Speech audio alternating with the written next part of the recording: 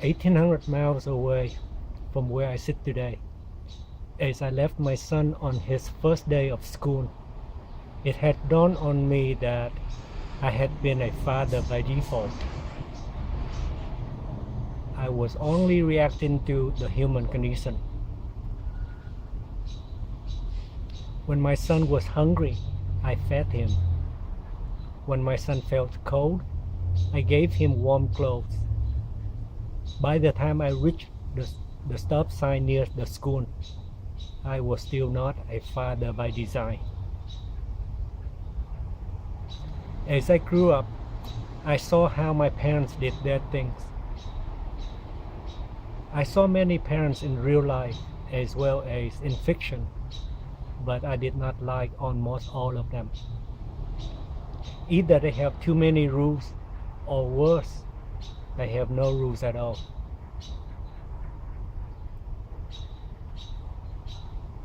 They often break half of the rules they made and keep revising the other half.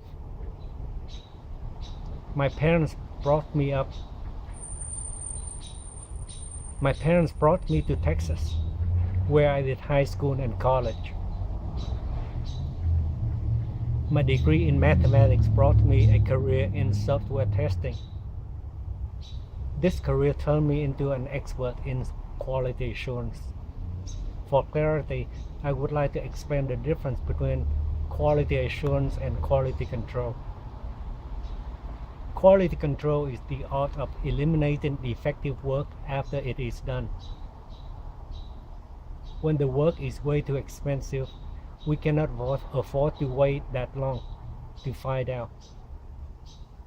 Quality assurance is the art of doing quality control long before the work is over. The objective of quality assurance is quality forecast based on known work processes. This gives management a chance to eliminate defects before the work is done. Such quality forecast is impossible without a shared understanding of terms and concepts. While my son was sailing through his first week in first grade, I spent many hours every night thinking about how I would apply my professional expertise to parenting. The target product is neither a piece of hardware nor software. The current target of quality assurance is the target version of my son 12 years later. It took me 7 days and nights to come up with a mantra as one and only one lesson for my son throughout his first year in school. The mantra has only 5 words. 11 years later, at the same neighborhood in North Texas, my son began his last year at a senior high school, which accepts only students in 11th and 12th grade. At the time, his high school had almost 1,700 students. To my surprise, he became the homecoming king that year. When he graduated from college with a degree in broadcast journalism, he got a job with a major professional sports league. The mantra I gave him in his first grade has only 5 words, but it made a major contribution to his success in life and to my success in parenting. 18 blocks away from where I sit today. In fact, on Henderson Bridge, across the Second River, a foreign student shared his life stories. When I found out he was having ongoing problems with the relationship with his parents, I shared with him the one and only one lesson I gave my son in first grade. Every week, I told him, in first grade, I reminded my son of the same lesson. The lesson has only 5 words in a mantra. Why don't you try this for size? I offered the mantra.